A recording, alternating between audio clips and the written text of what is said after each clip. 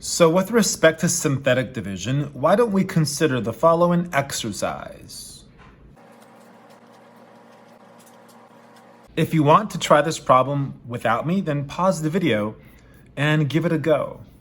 If not, I'll resume here. So notice first that the dividend has some missing exponents because we go from a power of 6 to a power of 4. So there are some missing powers here. So I'd like to fill those out before we do anything else.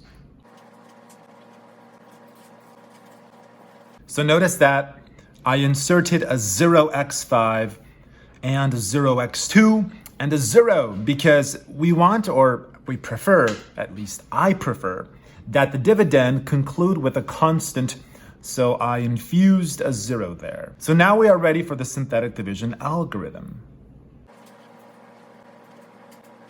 So I insert all of the coefficients of all of the terms in the dividend in order, and then what we do is we copy and paste the divisor. You set it equal to 0. You solve that little baby equation, and the solution to that equation is what you insert on the outside. It is customary to just drop this number. That's just the mechanics of what we do. And I always like to draw a little thingy here because the number that ends up there is what we call the remainder. And so let's begin. The process is multiplication addition. Multiply these numbers. There. Add these numbers. That. Multiplication between these ones.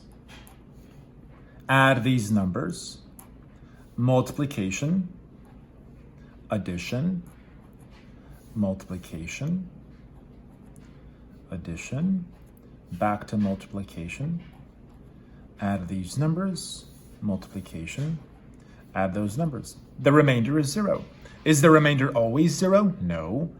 But when it is 0, it's indicative of the fact that this divisor is a factor of the dividend, meaning that this divided by this works out perfectly with a remainder of 0. And so we're essentially done. The only thing we have to do now is rebuild our polynomial. And here's how we do that.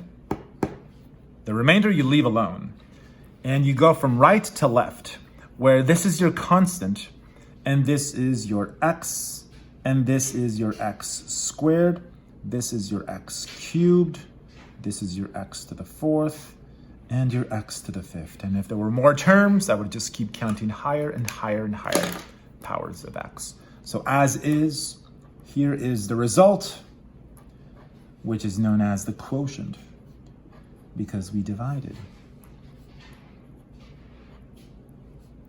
Here we are. Box this in. This is the result. This is what they wanted, and this is what they get.